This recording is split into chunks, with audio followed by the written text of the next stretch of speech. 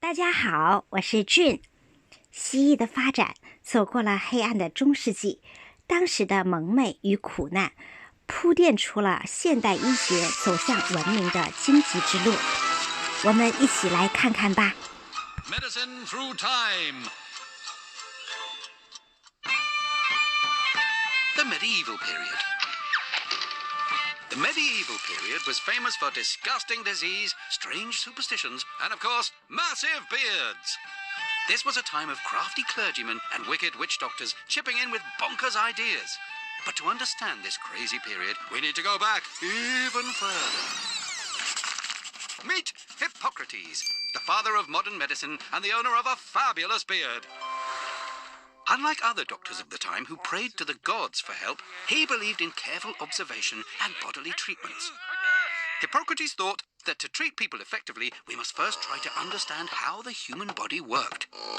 He invented the theory of the four humours, which hypothesized that the body contained four substances: black bile, yellow bile, blood, and phlegm. He said that if any of the four humours were out of balance, you'd become ill. To bring them back into balance, he suggested purging or even bleeding, which, aside from achieving nothing, was quite frankly gross and rather messy. But some of Hippocrates' less bonkers ideas have stood the test of time and are still used today, nearly 2,500 years later. Like the Hippocratic Oath, which says doctors must do their patients no harm, or at least not intentionally. So he was more than just a pretty beard after all. Let's give him a jolly loud round of applause. Yes, well done. Another influential physician was Claudius Galen. Galen lived in Rome and made many major breakthroughs in anatomy, which is basically the study of the inner workings of the body, and also involves lots of cutting up animals like pigs, apes, and even some humans. Galen's influence and discoveries, such as that arteries carry blood, remained hugely influential and unchallenged for almost 15 centuries after his death, so he must have been heading in the right direction. Fast forward a few hundred years, and things got dark. Not literally, but things were dark and a bit depressing generally. The Roman Empire split in two. War broke out across the whole of Europe. Death and destruction was rife, and people were suffering. They needed hope from a higher place. And so a supernatural approach to medicine reared its head once again. I'm with you, Hippocrates. The muddled madness of the supernatural Dark Ages soon gave way to the Middle Ages. But medicine didn't get much better. By now, the church held a tight grip over medical ideas and preached that sickness was divine punishment for sin. The church did allow dissection, but the results would have to support the old ideas of Galen. Galen's theories suited the church's notion of there being only one God, who created humans and their body parts for a purpose.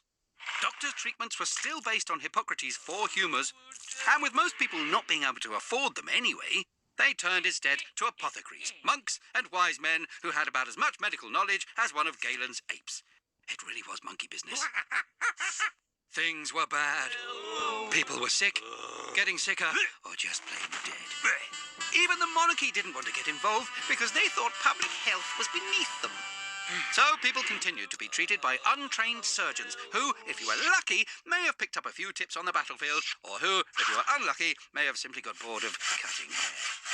I asked for a short back inside. Enter the Black Death. One of the biggest pandemics in history, it wiped out 40% of Britain's population. Thanks to overcrowding, poor living conditions, and terrible public health, the Black Death spread rapidly and was near impossible to control. The disease caused violent fever, oozing sores, and swollen armpits. Nice. At the time, no one had a clue what caused it. Most people believed it was a curse from God and started praying like mad. Some doctors advised not to overeat or overdrink.